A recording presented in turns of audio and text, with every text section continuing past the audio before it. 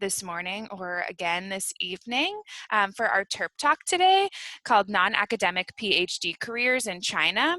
This webinar is brought to you in partnership with the Alumni Association and the Graduate School and is part of the Alumni Association's Professional Development Webinar Series, in which we hope to provide thought-provoking and valuable content that will help alumni, students, and all of those alike achieve your personal and professional goals.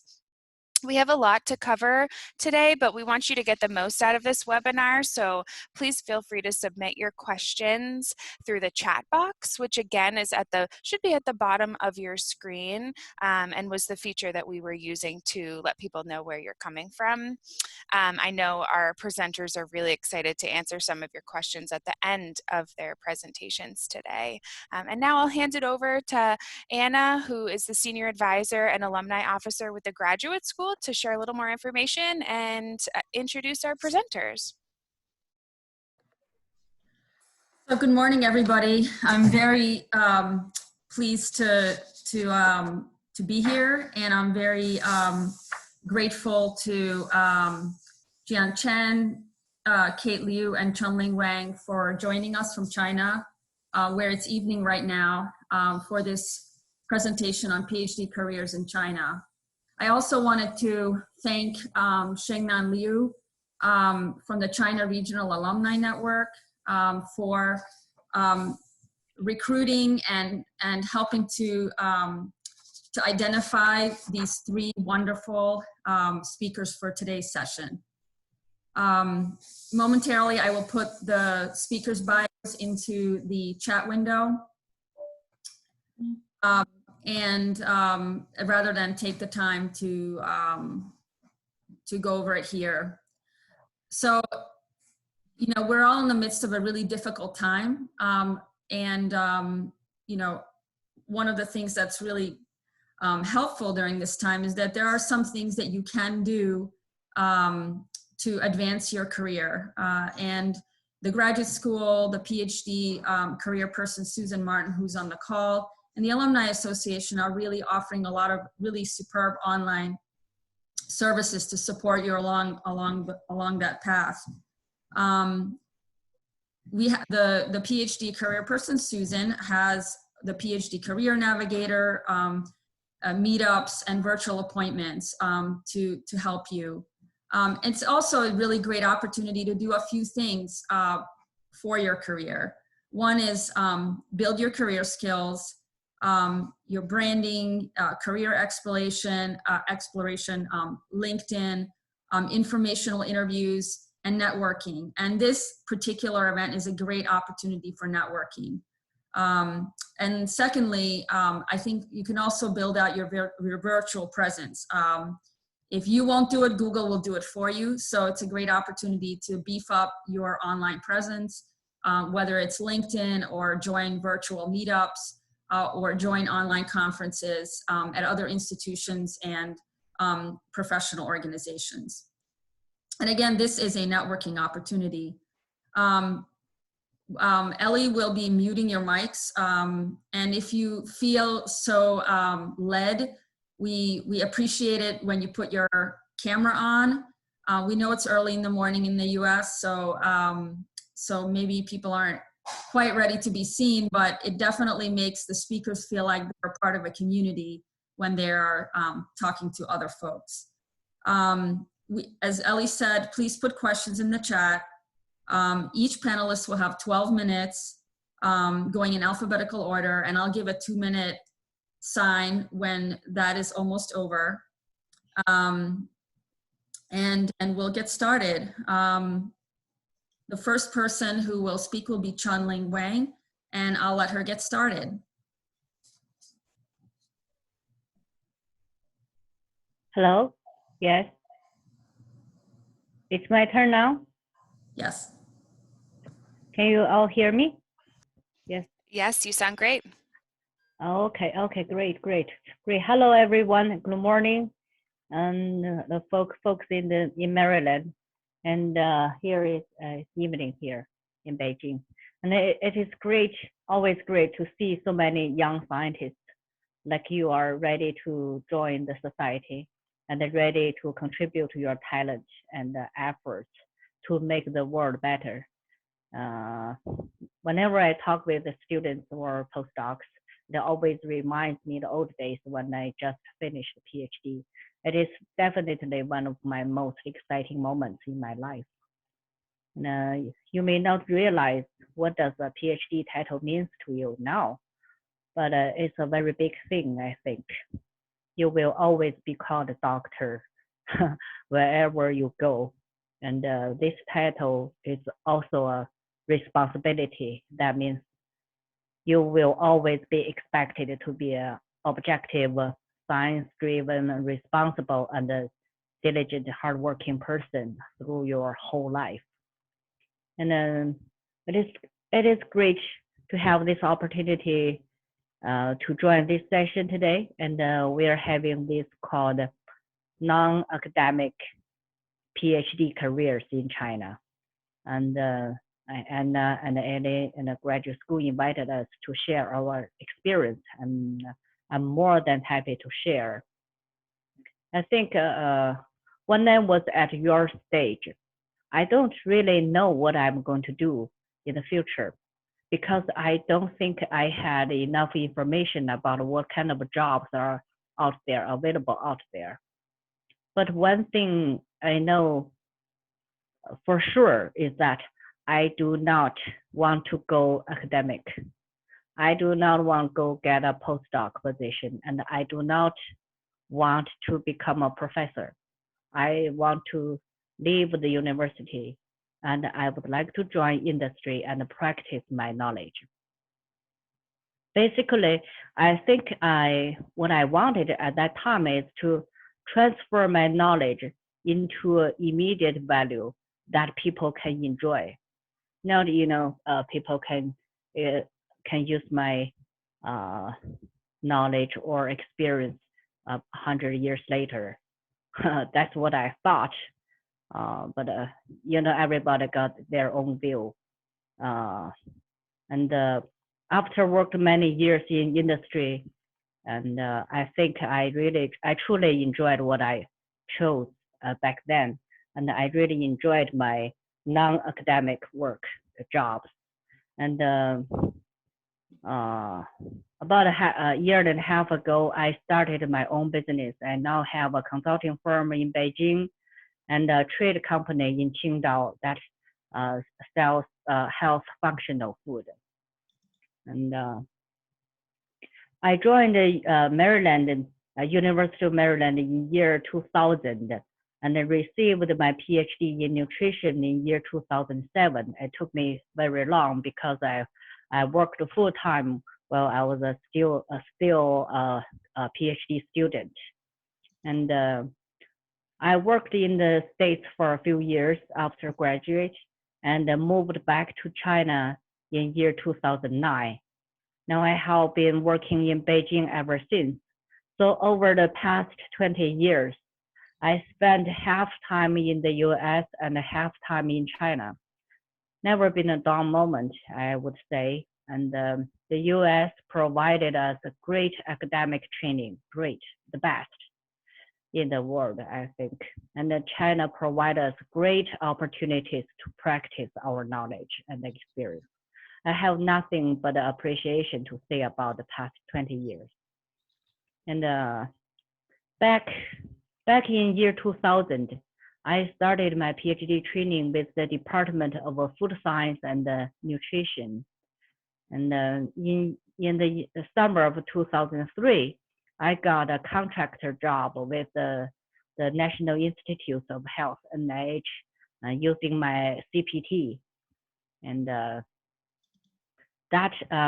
there I worked with the Office of Dietary Supplement and got a chance to review all government-funded research in nutrition around the world, especially in the dietary supplements or health functional foods. And it was an entry-level job, but very, very useful. I would say that built up my knowledge foundation for my career, but I also broadened my view in this field. And so ever since then, I started to experience all kinds of research, all kinds of valuable studies in the world in nutrition rather than focusing on a very specific area like iron or vitamin D or something like that. So that's really important for me to start my career. And then because I use my CPT and I cannot work out off campus more than 2 years, so I have to quit my job with NIH. And also back then NIH cannot sponsor a green card. It's a federal government. So for that kind of reasons, I have to quit that job with NIH. And then immediately I was introduced by a friend who I got to know at NIH. She introduced me to a consulting firm in Washington D.C., which is that Exponent, a scientific consulting company. And so in Washington D.C. there are politicians, lawyers, journalists, and a consulting firm. It's very popular in Washington D.C. But I was very lucky to get a full-time job since year 2005. So that also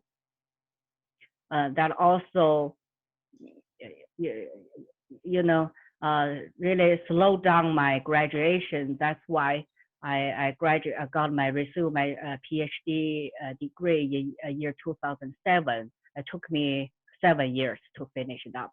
But because although it took me long, but the working experience at Exponent also broadened my views, because a consulting company always, we have many different kinds of projects from industry. For example, we represent Nestle, Unilever, Mars, and Cadbury, DuPont, and that kind of industries. And I always asked my boss, whenever my boss got a project, she will share with us, and we come up with a solution and or plan to give solutions to the client. So I always ask why this client asking for this kind of questions. Why they throw us this project? What's the whole picture behind all this projects? Why they do that? So I always wanted to know the bigger picture or whole picture of this project team. And so my boss told me, we do not really know, because only people who work for a real company within the company, they got to know the logic behind it. As a consulting firm, we only solve problems for the client. They identify their questions and we solve the problem for them. So, but I'm so curious. I know the clients are building a bigger picture, and so my boss think I have really good relationship with my boss, and so she introduced me to one of our clients, which is Monsanto. At that time, Monsanto was one of our biggest clients back then, and the contact person who gave us the project is retiring. So my boss thought it fits me very well, that position. So it's like I cross the border and cross the border and joined Monsanto, which is a real industry. And so, but my experience with consulting firm is very important, because I saw all kinds of questions, the difficulties of the clients. Now I got a real chance, the chance to see the bigger picture.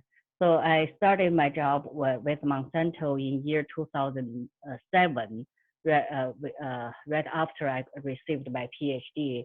and I worked in the headquarters in St. Louis of Monsanto for 2 years. And then for some personal reasons, my family reasons, I need to move back to China. And back then, also in year 2007, China is becoming very, exciting, and the economy booming up, and lots of opportunities in China also. So I really, really want to join the excitement back in home. So I called a friend and told in Singapore. A friend is working in a Singapore office of Monsanto. I told him probably I need to move back to Beijing for my family. And my friend said, okay, here we got a position, and that fits you. He thought it fits me very well. They have been looking for such a person over 2 years, couldn't find a suitable person. That would be great if you can take that job. So it was very easy for me to move back. And then I worked for 2 years in the headquarters in Beijing for Monsanto. And then because my background is in nutrition, Monsanto is a genetically modified, agriculture-based biological science company. And I always want to move back to nutrition field or functional health food industry. And then at that time, COFCO, which is the very largest food company of China, and they are building up a nutrition research institute for the company. They are looking for leaders in nutrition and health, and then they are looking for such person through National Association for Nutrition in China, and of course they know me, and then they introduced me to COFCO, and then I quit my job with Monsanto and joined COFCO. But I worked for COFCO for 7. You have 1 minute, Chunling. Okay. So it's a long story, and but you can see every time when I move from one job to another job, I actually never really send out a CV or my resume and looking for a job. I always go through a friend introduced me to my next job. It's very important to build up your network, and always and it's very important to know what other people are doing, and they will help you. So I would say, so for time reasons, I wouldn't extend my talk today, but so it's very important actually. And now I would like to congratulate all of you are going to get a PhD position title, and I wish you all be successful and happy. And it's very interesting and important achievement for you. Okay. Thank you, Chunling. And Jian, you're next. Okay. Thank you, everyone. Good morning and good evening. This is Jian Chen, and I entered the University of Maryland in 1998, and I graduated in 2003. And I'm very glad that my PhD advisor, Dr. Fu, is also online. And we were chatting yesterday about a paper, well, actually 3 papers we are co-authoring. So that's one of the things I want to remind everybody, even if you are not going academic, you still need to keep a long and good relationship with your PhD advisor, and that's going to be very helpful. It will be very helpful throughout your career. So I started working for a financial company, which is local, Fannie Mae. I guess most of the people in DC should know about that. And I got promoted to director after 4 years. I graduated, which is really quick. And at that time, there's a financial crisis, and we went through a lot of turmoil. So I spent about 12 years in the private sector, in the both in Fannie Mae and Freddie Mac, and then I moved to another relatively small financial consulting firm, Integrated Financial Engineering. I was managing director there, and we were doing consulting work for the United States federal government. After about 4 years, I come back to China and founded a fintech firm with a few other partners. And 2 years ago, I founded my own fintech firm. So now I'm doing consulting and also model development work for some of the biggest financial institutions in the world. So that's pretty much my career. But I do not want to concentrate on my career, but instead I want to give some advice to all the PhD students right now. My background is management science, and it's in the business school, so we do a lot of mathematics. There's a financial derivative which is called option. Option is more valuable if the option is more flexible. So basically, the more option you have, the more valuable you are. So how do you do that? I just want to remind everybody, I started my professional career about almost 20 years ago. I started in Fannie Mae in 2001. So at that time, I didn't know whether I should go through academic or go to industry. But because of family reasons, I was having my first child. So I need to make more money, so I went to the industry. But later, when I look back, I find that I still have a lot of interest in academic research. So I was teaching in the United States. I was teaching in Johns Hopkins. I was teaching Georgetown University as the adjunct professor, and also I gave career talks to Maryland students for 3-4 times. After I came back to China, I'm still teaching. I'm adjunct professor for 2 very good universities in China. And now, ever since the COVID-19 started, I'm doing a lot of research. This research originally doesn't have any monetary reward. And I was using my management science or mathematical modeling approach to try to forecast how the COVID-19 would progress. But eventually, it seems that the method is working very well, and with the help with my doctoral friends I made in China, which are very famous doctors in China, and for people who are in China probably know their name. Chunling Wang is my friend, a very good friend of mine. So it turned out that my research now is receiving a lot of attention, and I was invited to give a talk at the Brookings Institute and TV shows, and also I've been giving about 34 presentation or discussion or webinar in the last 50 days. So if you only concentrate on what you are doing, what give you the monetary reward, you probably wouldn't be interested in doing these things. But if you keep your mind open and you keep your interest in research, not necessarily academic research, but also practical research, eventually you might find it not only useful for yourself, but you can leverage that knowledge and you can teach, even a part-time adjunct professorship in a university. It will be very helpful because you have spent a lot of time learning and training and building research, and it will be at least not very efficient to only utilize that in your own company.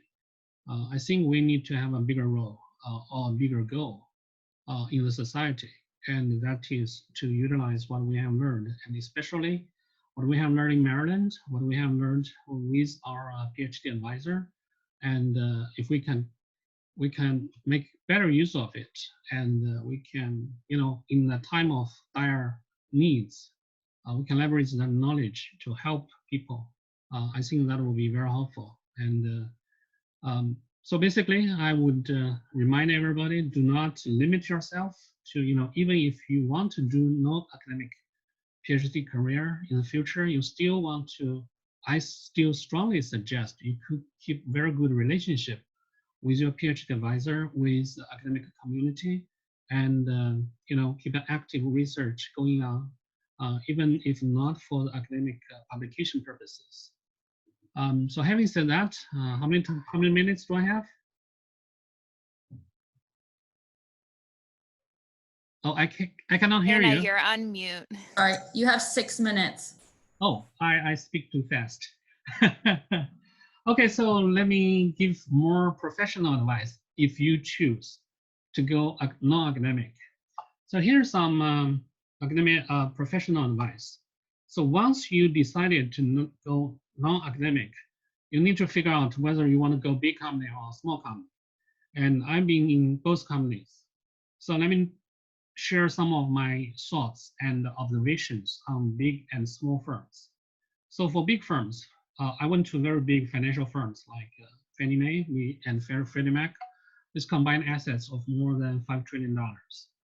So these companies, they are very big and they have well-established cultures and regulations and guidelines and things go on. So basically, if you join a big company, you will start, if you are in economics major, you will start as an economist, and that's the most fundamental job. It's very like the assistant professorship in a university. So you need to work very hard. You need to build relationship with your colleagues. But first of all, you need to learn the culture. Not necessarily the skill set. You probably already have the skill set, but you need to learn the culture. And you need to let people know that what you are doing is important and interesting. So basically, you cannot just do the work and without getting the work some exposure. So in a big company, you basically maybe 20% of the time you are doing your research, but 80% of the time you are doing communications. So with your peers, with your supervisors, with the management, you need to make your research work exposed to other people. That will definitely help you climb up the career ladder. So if you choose to start in a small firm, it's probably the opposite. 80% of the work time you will be doing actual work.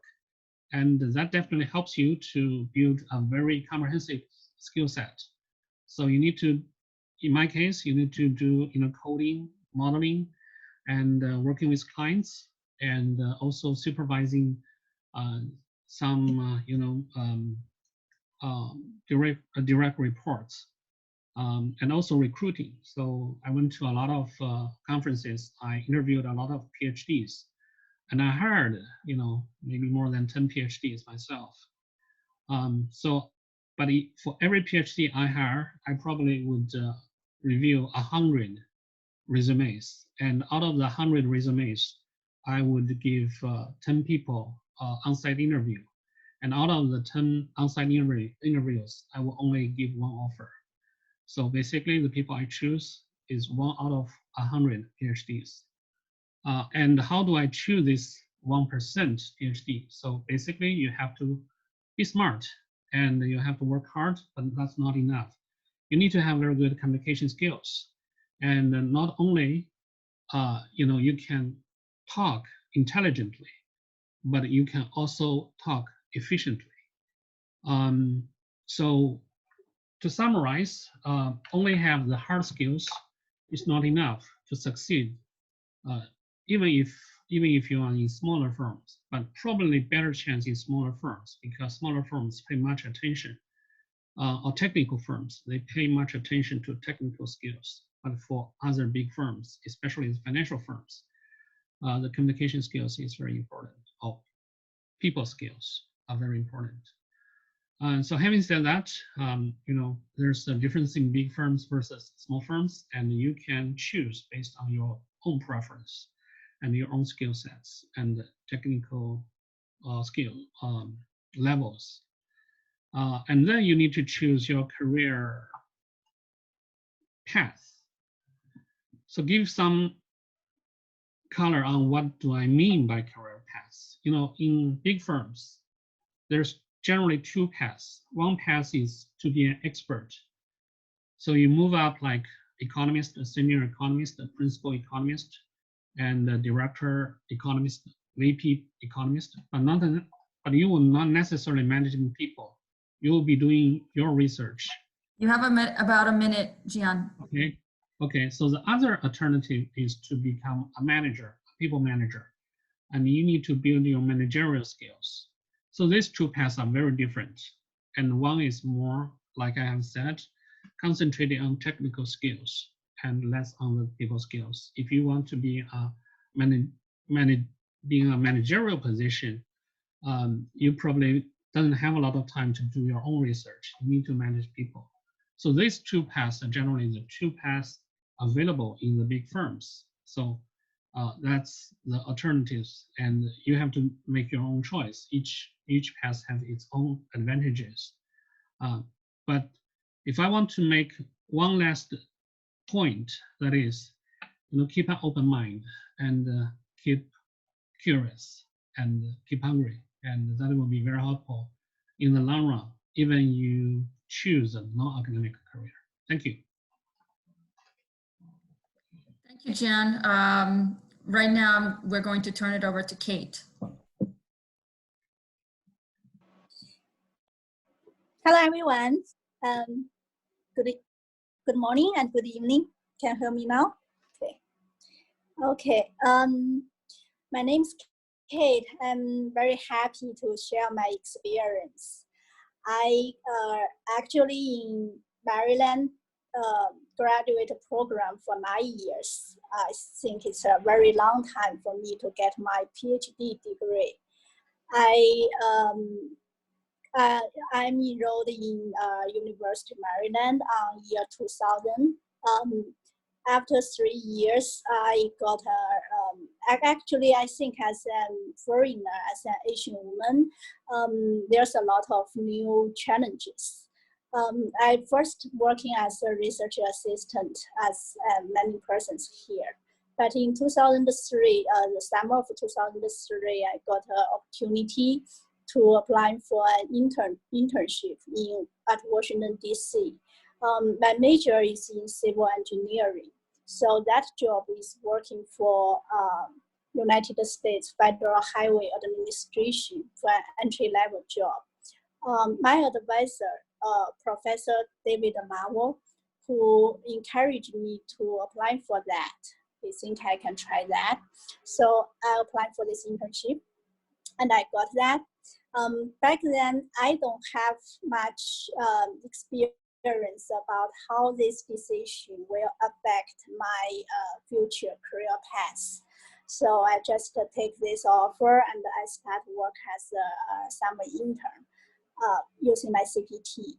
So after one summer work, I think maybe another couple of months part-time work in this position. I get it's a lot of challenge at that time, but I try to manage that. And meanwhile, to finish my coursework at my PhD program. So in year 2005, I used up my CPT time. So, but my employee really liked me. And he helped me to find an opening as a full-time employee there, as a research engineer there. So I transfer my status. They sponsor me a H-1B. So I got a full-time job there as a research engineer and start to do my PhD part-time. I have to say it's when I make the decision back then, I don't know how it's difficult to do the PhD part-time. Although I already passed my qualified exam and finished all the coursework, just my PhD dissertation left. It's really tough. So I mean, to work full time, 8 to 10 hours full time, and use your evening hours and the weekend to do your PhD. But I finished. Finally I managed to get it done. So in year 2009, I got my PhD degree, and I also got promoted at my job to be a senior research engineer to do all this data analysis, to identify the customers' problems, to help delivery some research projects. It's 2009, so and my husband and I are thinking about to settle down. So we bought a small house at Northern Virginia, and we think the life is start to just follow some routine. But then my husband got a big offer in China, so we are seriously thinking about that. We want to stay together. But for me, I'm not sure if I can get some job. Yeah, I'm not sure it's a career, it's an academic or non-academic job in China. So there was one day, one of his friend, my husband's friend, he in China, he came to United States for a business trip with his, back then he just got married, so he brought his wife to our house. We have dinner together, and we talked. So he mentioned to me, so why don't you try to send an application to IBM? They have this smart global, smart planet, smart city things back then, campaign back then. So they have some opening like the SME. That's the first time I heard about SME, which stands for subject matter expert. I don't have any idea what this looks like, but finally I found this is a good position actually for me as a PhD student to use what my background and my knowledge to tell the technical person what is the business things looks like, what is people think, what is customer pains, how to analyze customers' requirements and translate them in a language the engineer guys can understand. So I applied for this job in the United States after a couple round of interviews. Also the video interviews like what we did today, I got this job. So in 2009, after I got my PhD in United States, we gave up the life in United States and we went back to China. I started my job in IBM as the SME. So this job actually opened my eye. I mean, back in the United States, I already spent 9 years in a university and in a Federal Highway National Research Lab doing research projects and doing all kinds of these research things. But in China, there's a lot of opportunity. You need to go to the customer field and go to face the client directly. And you need to do this product-related activities. You need to work with the consultants, engineers, different persons, different BUs, and there's a lot of possibilities there. So later on, I also got some training as a solution architect. These things I'm very happy to share because rather than the civil engineering degree I earned in University of Maryland, I also studied a lot of computer science course back then. So in my dissertation, I coding a lot. So I have a lot of experience in this computer science things and data analysis. So means you need to make yourself be a lot of skills. That's always helpful. So when I go to IBM, I get this whole things, not only like a SME, help the consultants, help the engineers. Later on, I'm working as a solution architect. And finally, I'm working as a product manager. This is a very important move for me because right now, I know what I can do and what I'm really good at. All the trainings I received during my 9 years PhD studies get rewarded.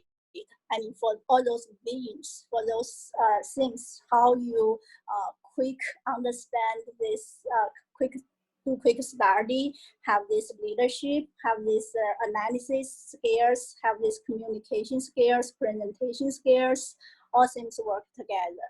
So I'm very happy to find the position which can make me feel better and can make me do everything I like.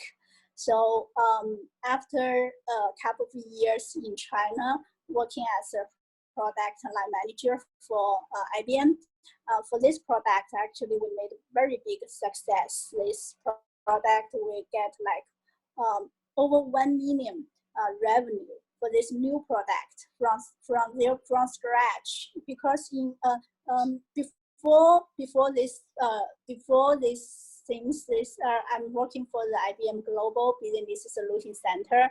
They always have this product line manager from Europe or American. They have this total different culture. They cannot really understand the market requirements in China. When they talk to the China customers, they need to have some translator, and they sometimes don't know why these small things are very important to them. But to me, this is these things. I'm not sure how other person do that, but I'm really good at this. So I did this product manager things pretty well, got deal secured, and made friends, and did cover a lot of clients who trust me. So I think, as I mentioned, the network is very important. Your first network is your professor. For me, that's the things. He helped me get this summer job in Washington, D.C. And then there's a friend, or even we have a long time we didn't see each other. He bring me this new opportunity, and I go to China. And sorry, 2 minutes. 2 minutes. 2 minutes. Okay, thanks, Anna. And then after 3 years ago, one of my co-worker at IBM, he's also American. He got this his IBM Watson Research Labs top scientist, and he want to do this startup things. So first thing he came to me because he think I'm really do it good as a product manager. So as a co-founder, we started this Tech company. So this company is focused on the sustainable supply chain in fashion. We leverage the things we did in IBM. We help some big company like Zara, like this, the fashion company J.Crew, to help them build their supply chain. But in China, there's many small and medium companies and manufacturers in fashion industry. They don't have this money to buy these big company solutions, but they want to have something affordable and adaptive things they can use. So we start up this company, and we have this SaaS software. We face this customer's solution, and we help them to improve their business. And even in the situation we know past a few months, it's very tough, but we help them to avoid overproduction, to manage their inventory, and to meet their orders, to find orders, to do this flexible supply chain. Last year, after the 2 years that the hard work, we get some success. Yeah. So this is I'd like to share. I think network is very important. Okay, so thank you to our 3 speakers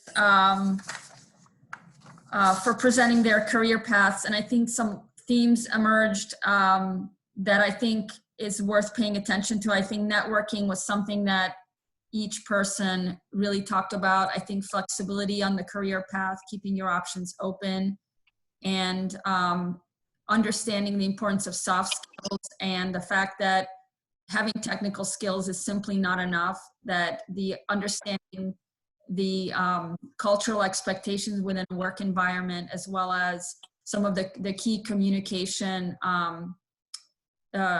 skills are critical to long-term career aspirations within the non-academic environment. So at this point, I'm going to open it up for questions. We have one question that came from Kem, and please continue to type your questions into the chat window. The question was, I'm a non-Chinese citizen and I don't speak Chinese. I would like to learn more about biomedical startup opportunities in China.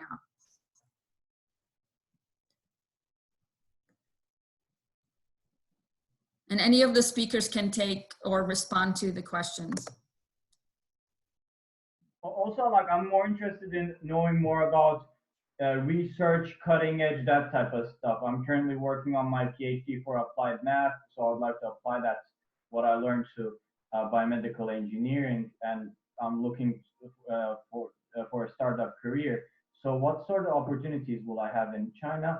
And additionally, I'd like to learn more about the intellectual property protection, which has been kind of a controversial issue.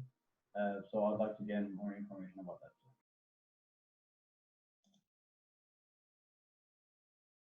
Well, anybody want to address that first?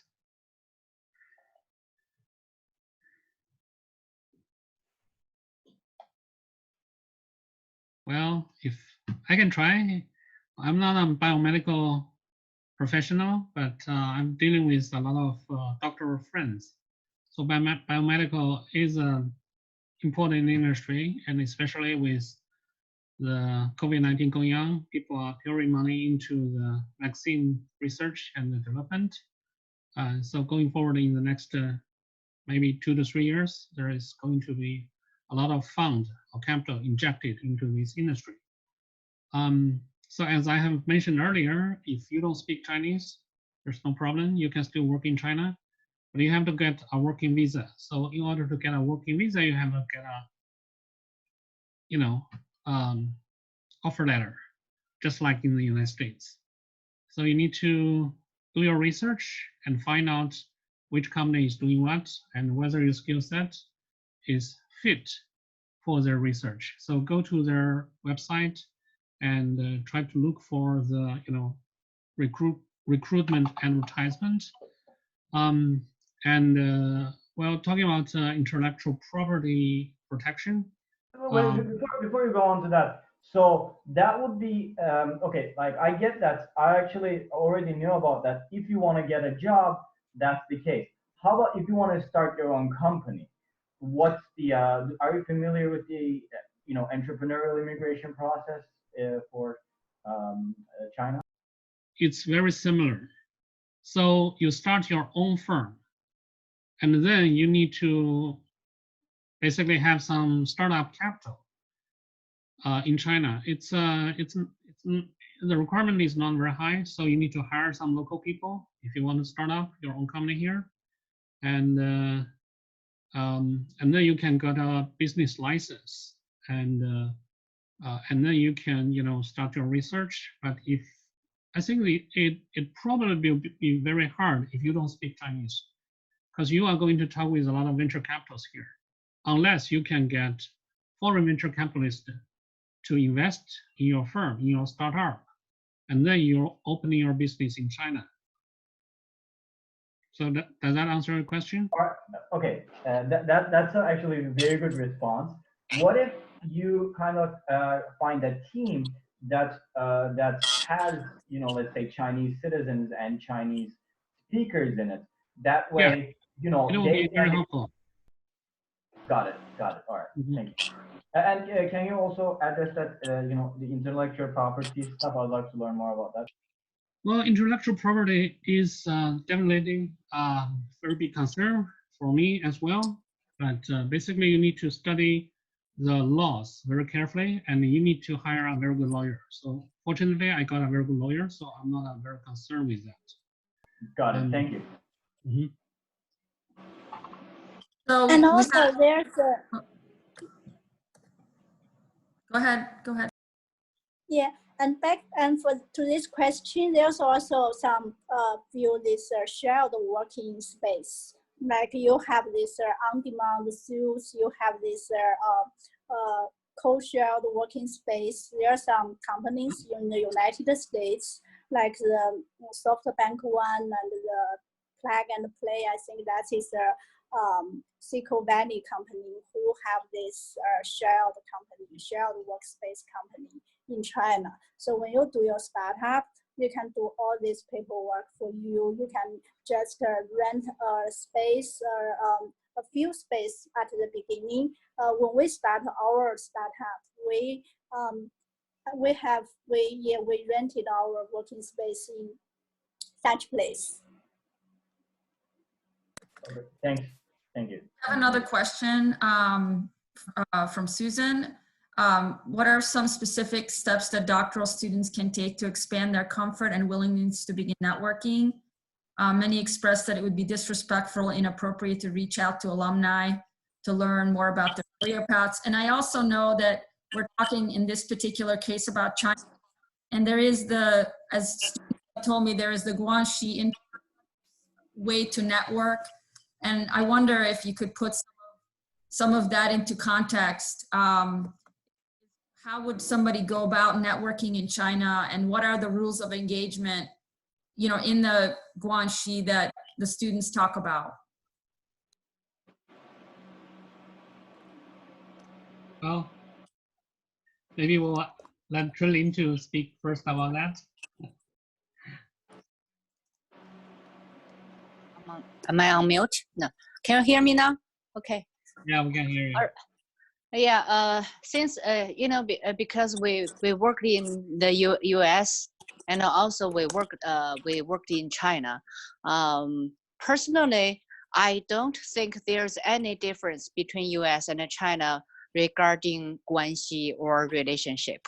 In both countries, you need to build up good relationship, and you need to build up good networks, because humans are not machines.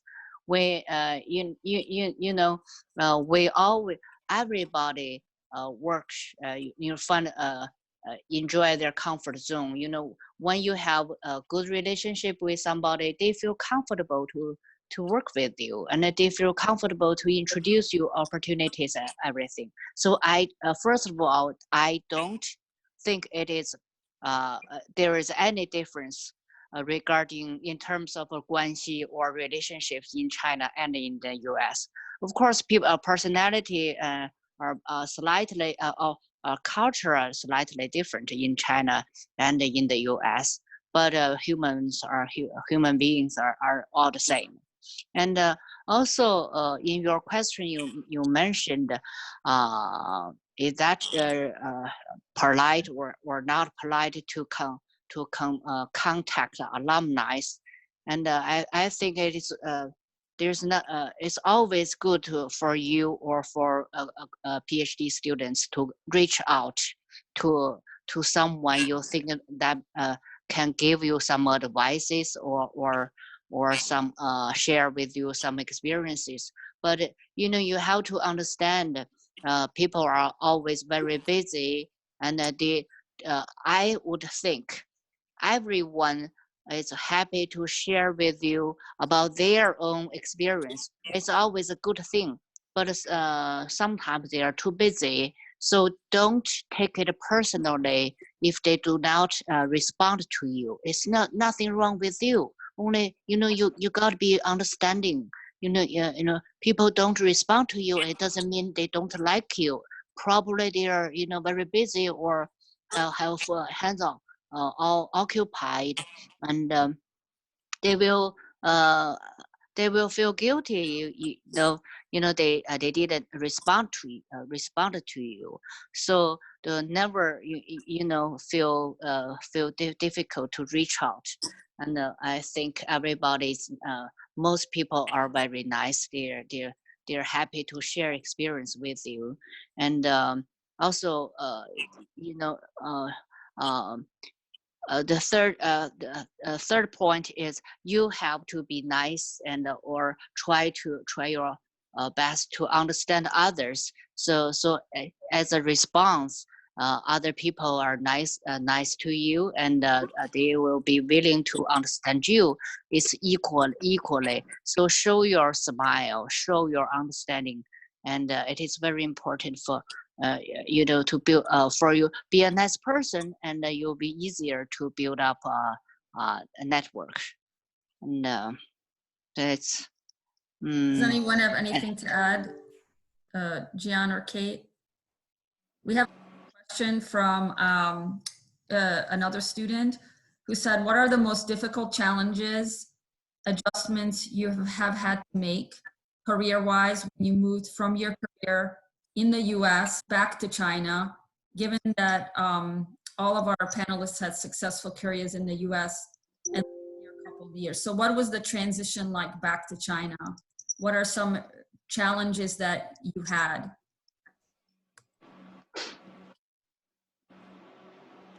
Well, I can take that question. So basically, I spent about 15 years in the United States, and I worked, as I mentioned earlier, in both big and small financial firms. And 5 years ago, I came back to China, and so it's going to be there's going to be wonderful opportunities. But didn't went on very well in the very beginning.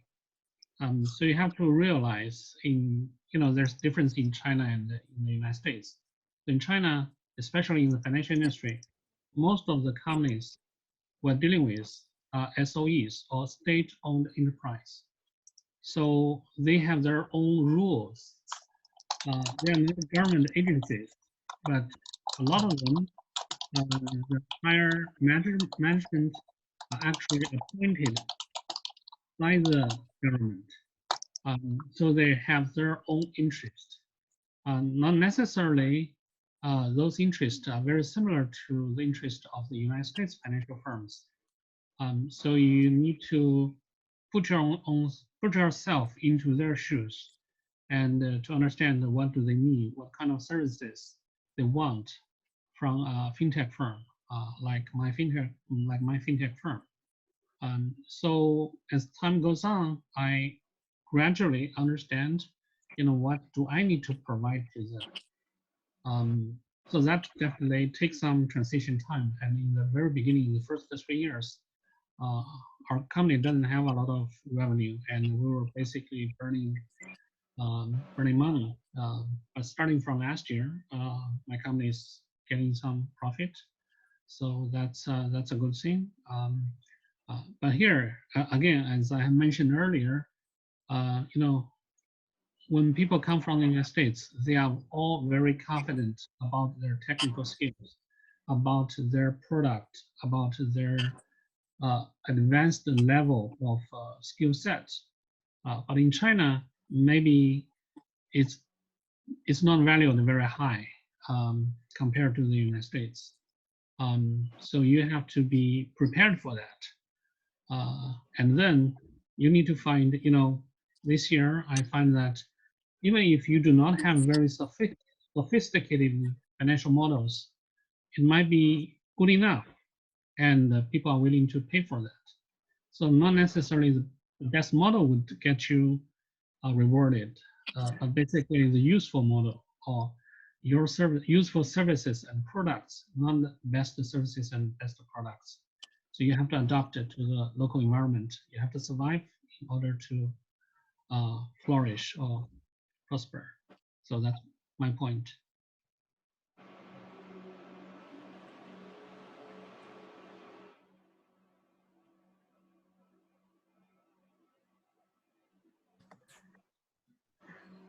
Kate or do you want to say something about transitioning back to living in China after working in the US? For me, transitioning back to China is basically a family choice. I'm the only child in my family, so I'm always thinking about how to take care of my parents. They don't like the life in the United States. They have their own life in China, their friends, but as they're getting old, they need to, there have to be someone to take care of them. So I always think about to go back to China. So during the 9 years I spent in the United States, I'm always getting myself prepared for that. When this time coming, it's still a challenge. You need to step out your comfortable zone. You already spent 9 years in the United States. You have all this kind of thinking. You know how to do things here, but when you go back to China, you haven't been there for a while, even for the vacation time. But when you start your life, your job, the whole things there, the things will be totally different.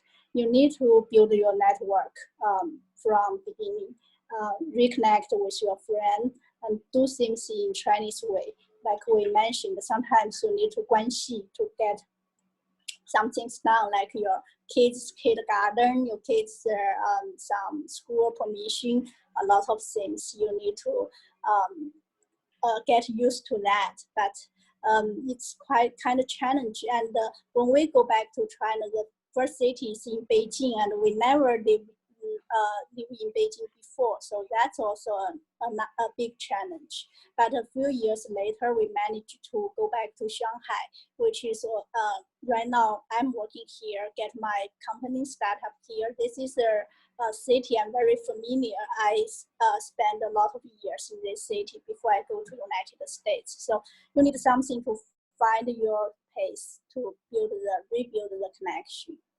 Yes, step out your comfortable zone. So we have a very little time left. I wanted each of the panelists to have one last sentence to say about one last piece of advice based on what they've heard today. And then I will turn it over to Ellie to finish the program. And thank you all. Thank you, Kate, Jian, and Chunling once again, and to Shengnan Liu from the China Regional Network for this great opportunity. And I'll turn it over to Jian, then Kate. Okay, so. Oh, it's my turn? I didn't hear you very clearly. Sorry, it's Jian, Kate, and then Chunling for one final word on the subject. Okay, so one final word. Keep in contact with your PhD advisor. That's the most important advice I can give you.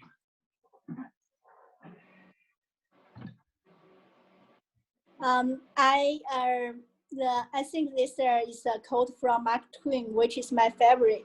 20 years from now, you will be more disappointed by the things you didn't do than by the ones you did do. So explore, dream, discover.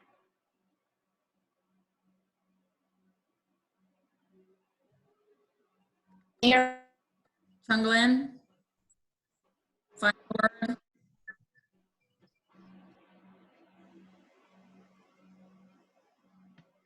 Not there. Okay, Ellie.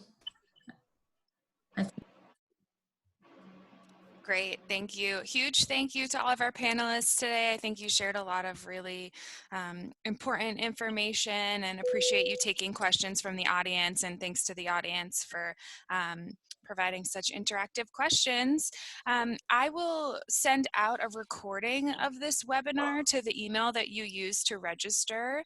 So just look out for that if you want to refer back to anything that the panelists have said. And then I'll be sending out all of the panelists' LinkedIn information. So if you're interested with connecting further, feel free to do that via LinkedIn.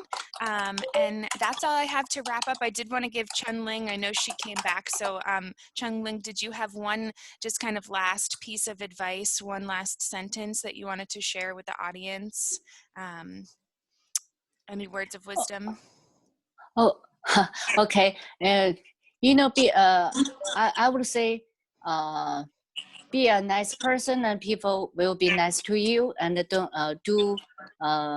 don't forget about your dream. When you first started your PhD, you will have a good life, and be a responsible person, and use your science knowledge, and people can enjoy your value from your knowledge, I think. Okay. Wonderful. That's a great way to end. So thank you so much, everyone, and huge thanks to Anna and the graduate school for putting this together, and hope everyone has either a great day or a great evening, and we will talk to you all soon. All right. Thank you, everyone. Thank you. Bye. Bye.